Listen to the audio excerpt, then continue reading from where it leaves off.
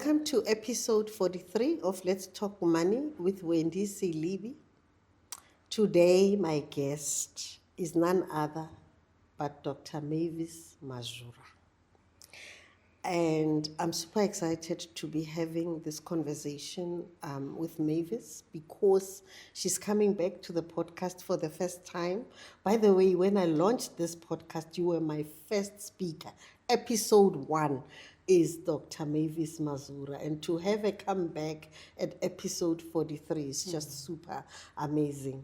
Hi, Mavis, and welcome. Hi, Sis Wendy. Thank you so much for having me again. Excited and looking forward to this conversation. Yeah, I'm quite excited about it because I realized that you also wrote the foreword for my book, and when I launched my book, you were there. And by the way, Mavis, my book was read on SAFM, and I remember the day they did the first reading.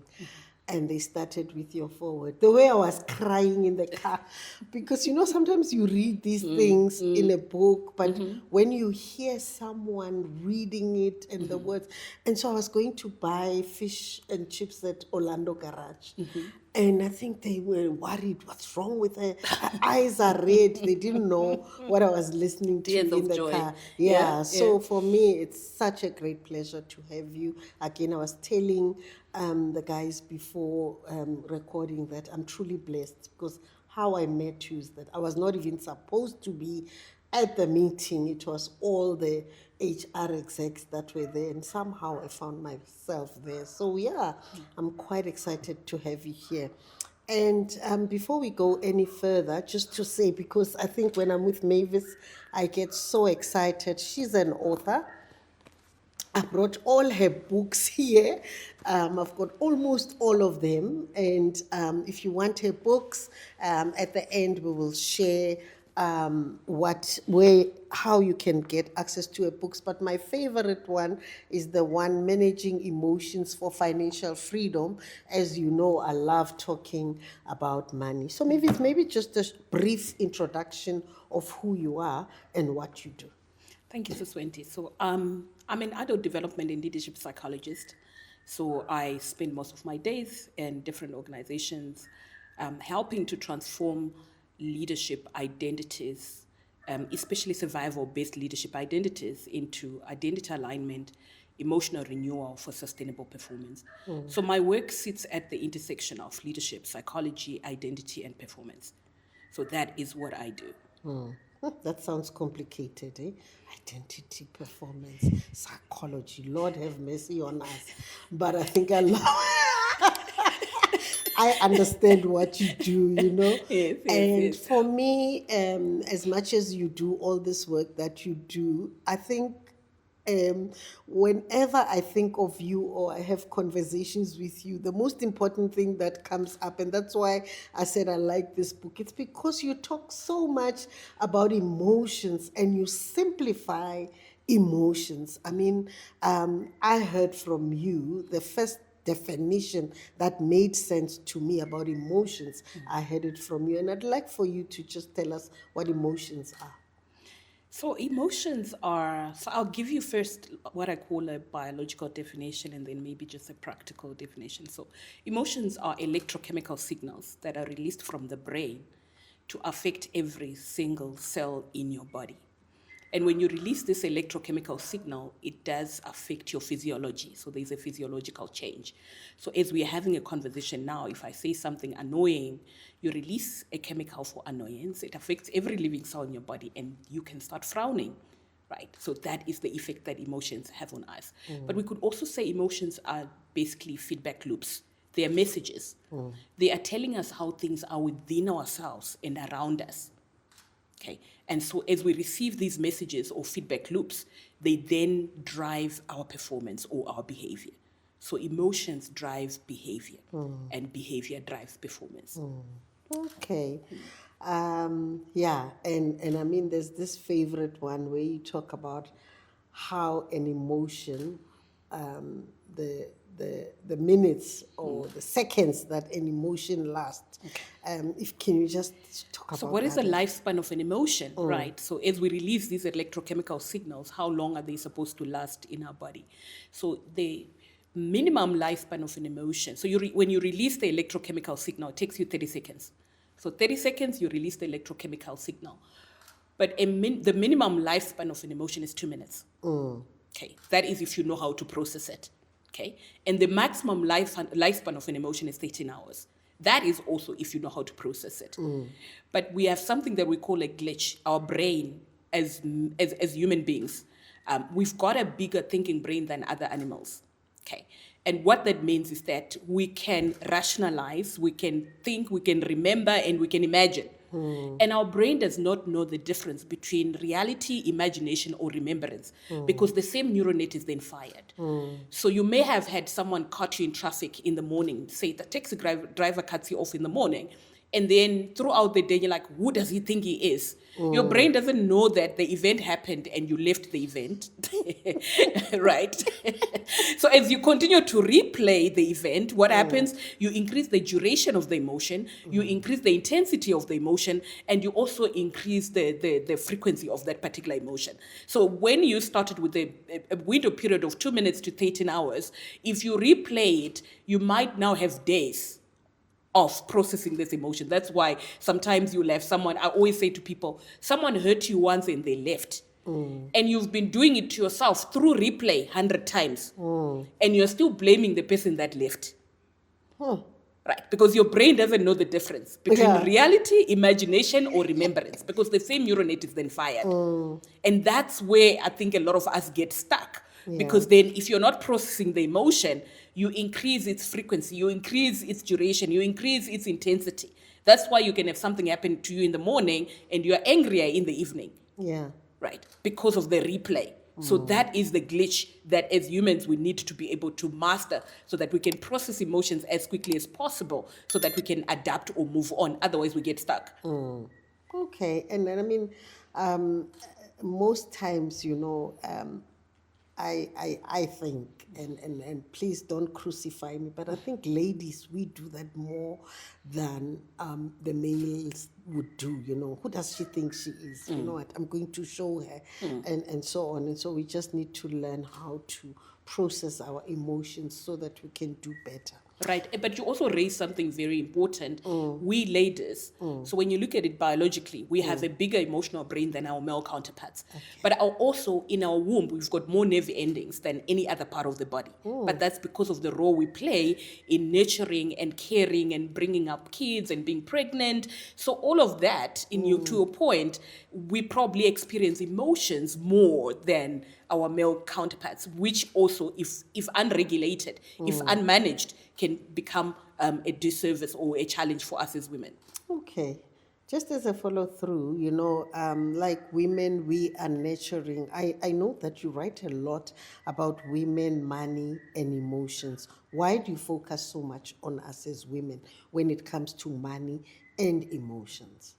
So I think lived experience. So as a woman, right, most of the challenges that women experience, I also experience them. But as women, we also face a unique historical, social, and cultural context and influences that shape how we show up when it comes to money.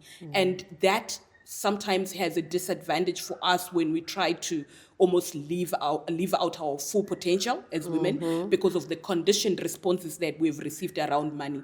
So we then relegate or we subcontract our money management to our male counterparts because that's what we've been socialized, to believe and to think. So as we subcontract our money management to our male counterparts, what then happens is that if the male counterpart doesn't do it right, or if you are also not checking what's going on, we've had a lot of cases where the man was responsible for paying the bond and stopped at some point, never communicated with their wives, and the sheriff comes and say you are out of the house, right? Because you were trusting that someone is doing it fully, right? But what if you also find, right now we find a lot of female house-headed households. What if you then find yourself that you are the head of the house, right? There is no other head What do? Do you defer the responsibility of money management to who? So at some point, we need to get to a place where we need to learn to manage our own finances, but not just manage it, but also crystallize our own thinking to determine our own financial path and consistently take action towards that direction. Yeah. Now, research tells us that, I mean, women, there's so many research studies that have been done about women and money. And I mean, one of the research pieces was saying that women would rather talk about their death than talk about money. I mean, how do we start getting women to really, and that's why we have so many stock fails, by the way, that focus on burial and death, you know, because as women, we are more concerned about what happens when I die than what happens when I'm alive. How do we change those emotions, you know, because those should be negative emotions, right?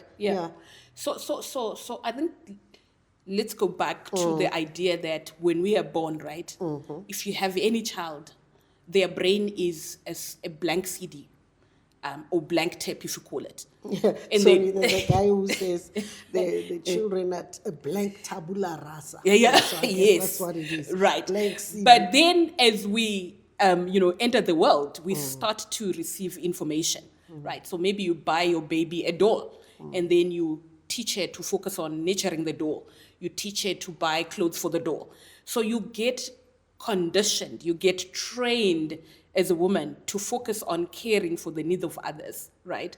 Caring for, the well-being of others and neglecting your own well-being. So the conversations around money is not something that you are even trained to have in the first place. It's a conversation that your male counterparts would have. Your male child, you will buy them a car, right? So if you're buying them an asset, a car, it means they must now know about money and how to buy the car. So already they are being introduced to the money conversation earlier and sooner, even in their toddler age, as compared to us as women. So it is something that we have been trained not to talk about.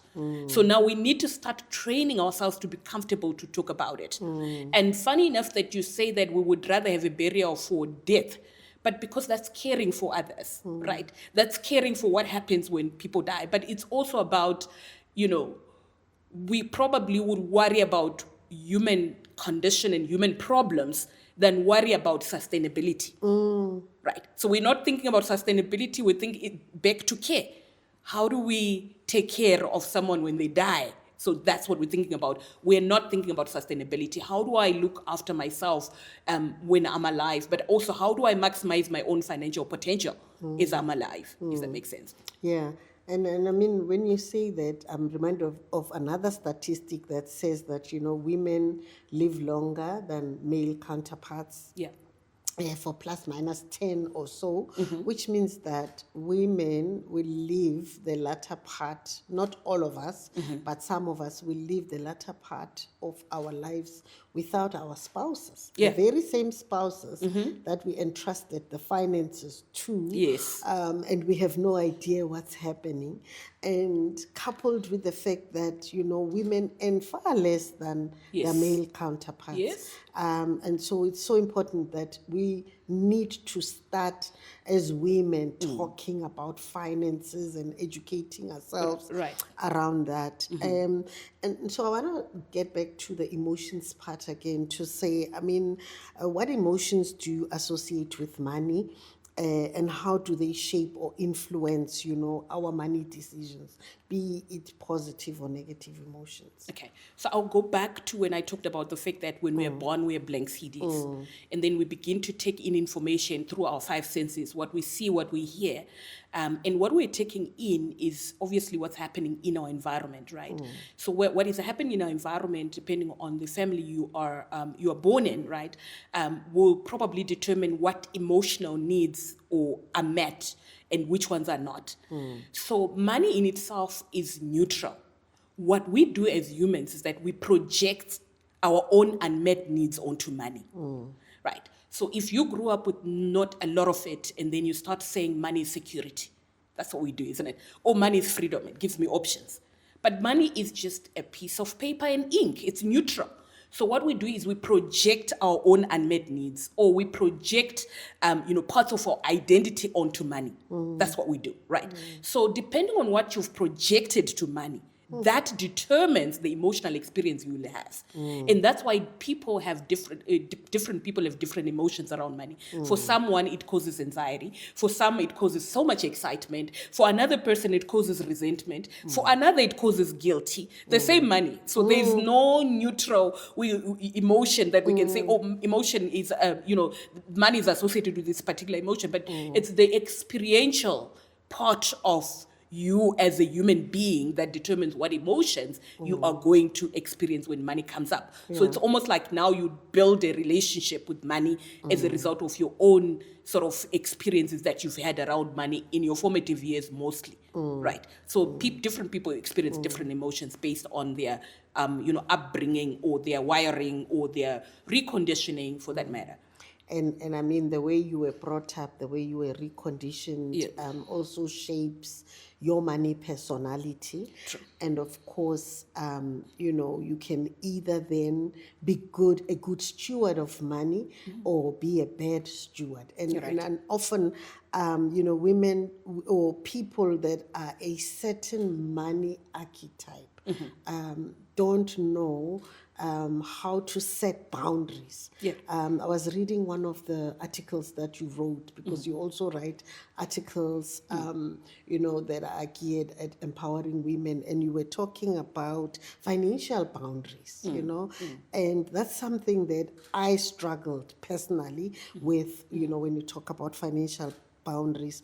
And so I just want us to talk around how we can navigate, boundaries, and how do we set boundaries, and how does that help us in our financial journeys? Right. So I think it's again back to when you look at how we are wired as women, nurturers, helpers, concerned about other people's well-being, right? And so ours come later, right? We prioritize others over ourselves.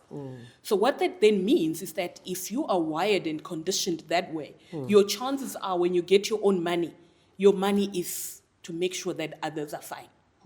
So when it comes to now boundaries as women, it's new language to say, if we are going to be sustainable, right, we need to, you can't say everything you get, you give it out to others.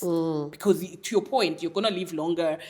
You might end up, your spouse is not there. You might end up, when you get older, there's more, health care bills that you need to take care of and worry about. So you've got all these things that are going on. So it's about sustainability rather than selfishness, because we often then interpret it, because of the way we are wired to care and nurture, that if we're not doing that, it means we're being selfish. But it's not selfishness, it's about sustainability. So that's where boundaries coming in. So it's about reframing, what does a boundary mean for me as a person, right? But it's also about looking at, so one of the things, and to your point, you said you have struggled with boundaries. I think we are also conditioned to think in binary terms.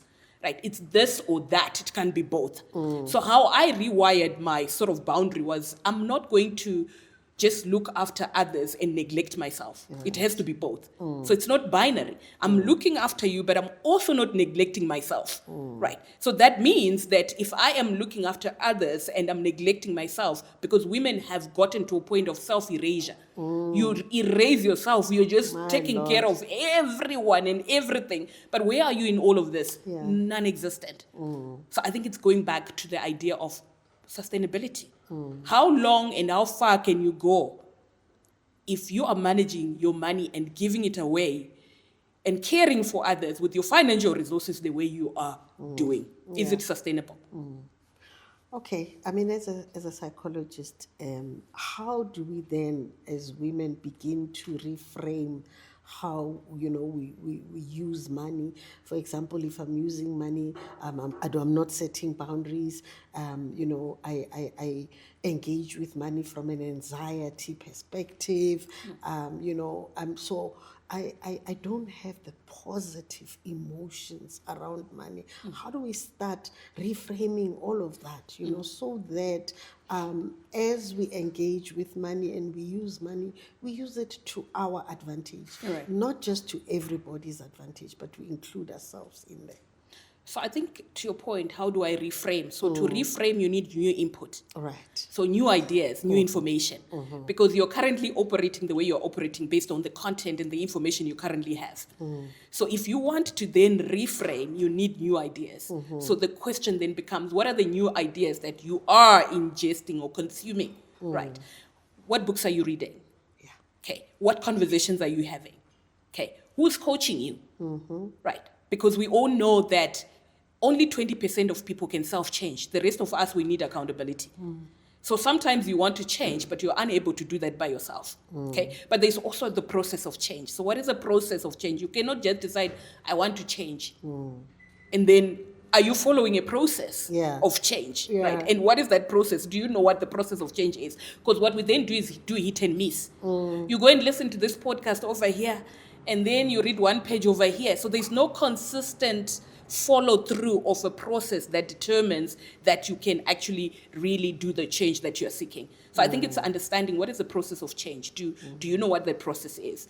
And then are you actually engaging? Are you staying in the process? Right. Are you staying in the process so that you can rewire, you can reframe, you can then change your own conditioning? It's almost like, how do I recondition myself? And I think this is identity work. It's not mental work. It's identity work. You need to change who you are with money, right? Versus what you know about money. Who are you with money? Right. As a woman, you've been told you take care of others, but now you're saying I'm a financial steward. Right. I take care of my community, myself, but also myself. Right. So you're able to then talk about the future, the present, and the past. So the past is, how do I recover from whatever emotional hurts or wounds I may have around money?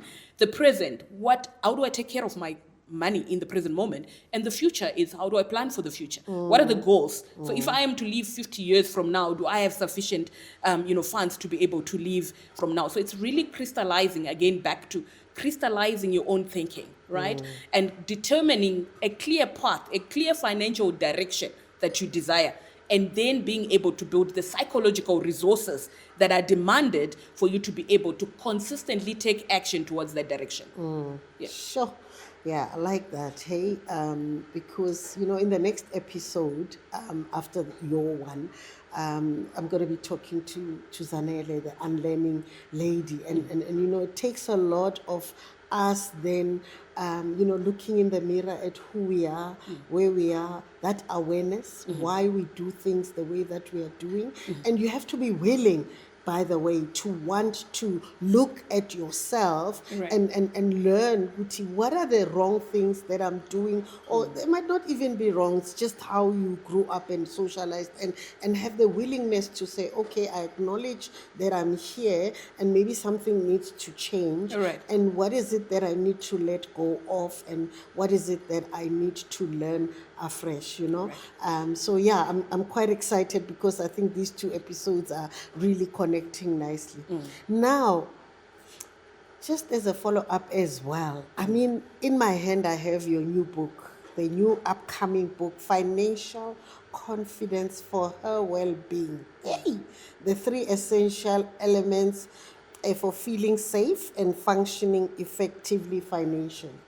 Now, when we look back at what we've already been talking about about women, how we are nurturing, how we put others first, and in this book, I mean, you talk about how as well we are conditioned by religion, by the beauty industry, by society, by education. So I want you, without giving too much about what's in this book, because they must buy this book.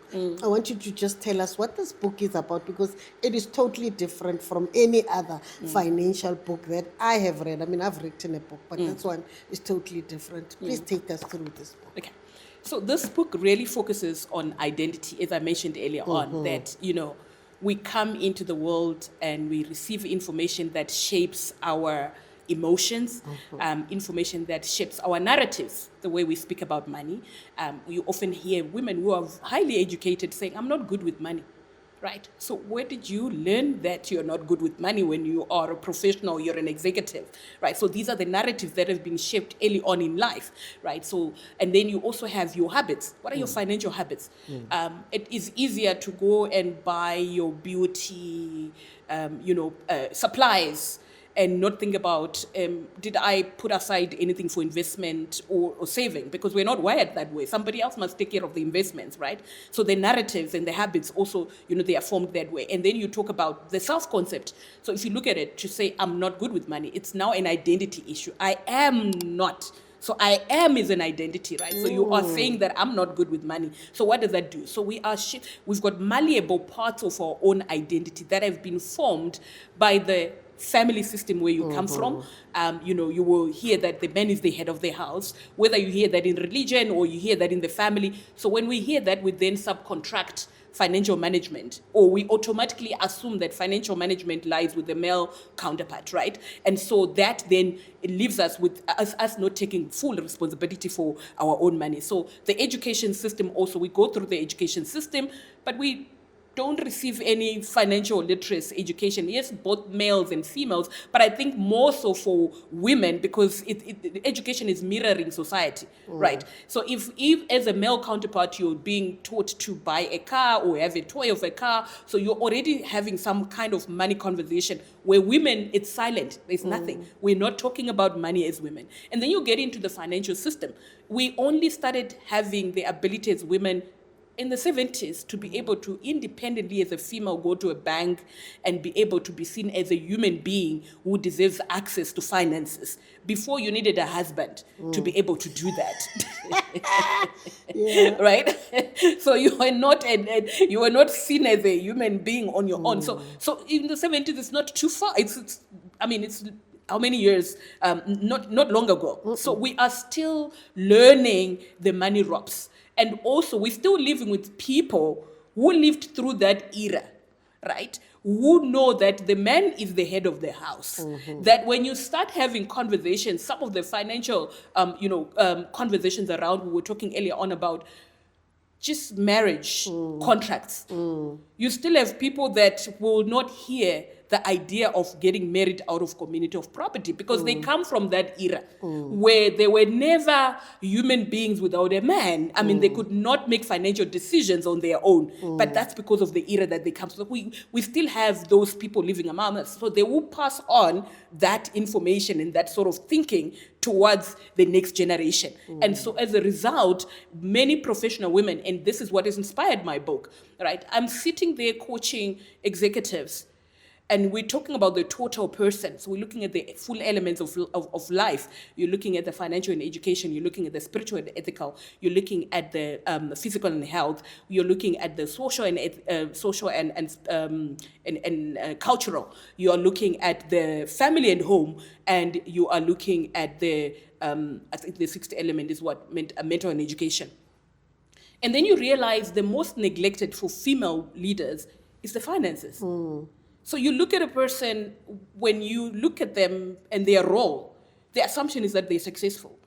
But when you start having the wheel of life conversation, you realize the finances are neglected, or there's actually financial stress. And then you also realize, because the finances are neglected, health becomes neglected, because now I must work harder.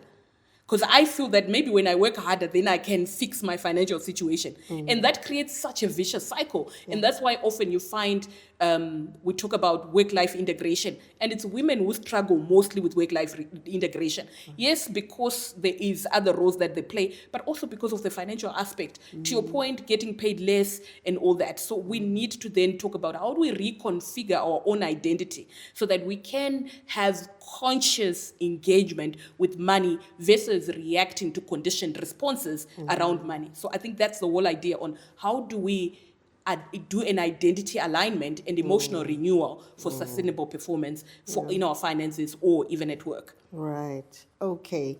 And this is what this book is all That about, is what right? this book is about. These elements that you share here will help us, to reconfigure, to reshape our identity, to be bold enough to have those conversations Right. around money and so on. Is there anything else that you'd like to share about this book before I move on to the next question?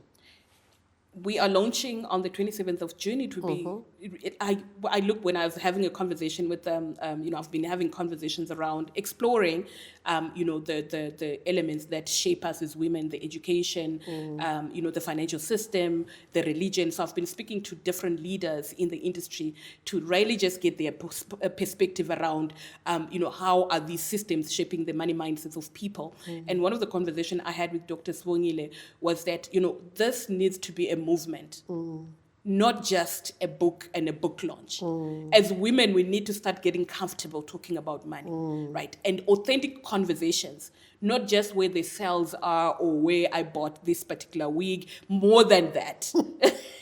Right? We need to start talking about what our investments are doing. How are we laying? So we're launching this book, and I'm hoping that with that thought, we make it a movement, right? 27th of June, Wanderers, the Wanderers Golf Club, and it is starting at 10:30 to about 1 o'clock. People are interested to book the tickets. They can go onto Quicket and just search financial confidence for her well-being. They can also go to my website, Dr Mavis Mazhura.co.za, and they can also just be able to send us an email, and we can give them information regarding the upcoming launch. If you want to be a part of this movement, I'm definitely a part of this movement. We're definitely going to be having those conversations. We're going to bear our hearts out, because one of the things that keeps us, as women, it's because we hide. We don't want to be bare. Someone was talking to me and say, how could you write all of those things about yourself in your book, all your faults, on your money mistakes? And Right. so the time is now. The time is here for us to be bare, to talk about these things, until you face up to your own mistakes. Right. You are never going to be able to come out. So I'm quite excited about this movement that you're giving birth to. Definitely a part of it.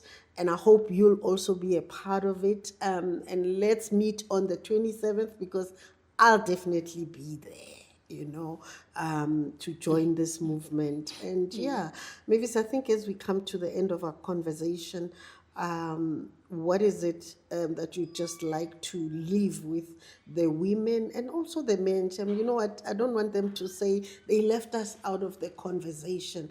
What is a wisdom nugget around money that you'd like to leave for all of us, that we can remember you by every time we think of you? Wow. Okay, all right. So one of the things that I say in my book is that as long as we deal with money, the work is not done, right? And we don't get to a place where like, I've learned enough about money to not learn again. So we need to be able to continue to build our money mindsets. It's something that you do. As long as you're still dealing with money, give yourself a commitment of how many books on personal finance do you read every year? Okay, who do you listen to? So that you can continue to build your own mindset, but also build your own identity. And this work is not something that, as I mentioned, you do and you finish. It's continuous. So I learned when I was experiencing lots of financial stress, and one of my mentors said to me, how many books did you read this year? And I'd read none. And he said, you are exactly where you're supposed to be. Sure. And I was like, what? No. So again, how do you build an identity that allows you to experience the financial freedom or the financial wellness or well-being that you desire? Yeah. We all aspire to have the financial freedom. We want to do well, but we have to put in the work. That's what I've heard this morning. You have to read a certain number of books. I mean, you can see that I brought all my books here, and I read these books. I go back to these books, and I think what has been powerful for me is that almost all the guests that I've interviewed. You know, when I'm having conversations with them, they'll quote a book. The last time I was speaking to Ntando, I was talking about Jack Ma. Didn't you see me go out and look for those books? So every time I'm having a conversation, you know, I'm also adding, you know, to the learnings. And that's how we begin to change the identity and change it to a positive, so that we can truly achieve that financial wellness and well-being that we so aspire to. So hopefully we'll see you on the 27th, when Mavis launches her book. And Mavis, thank you so much for this wholesome conversation. You know, every time I am chatting with you, there is so much that I learn, and I'm hoping that, you know, the people that were watching as well will learn something. And if you want to know much more about this conversation around money, emotions, just go to episode 1, because Mavis is there and she goes deeper into it. With that, thank you for watching, and Mavis, thank you for being here. Please share this episode with others, so that they can begin to learn and really improve themselves on their way to financial freedom. Continue to subscribe, and and comment, but comment and say something there, you know. Until next time, thank you.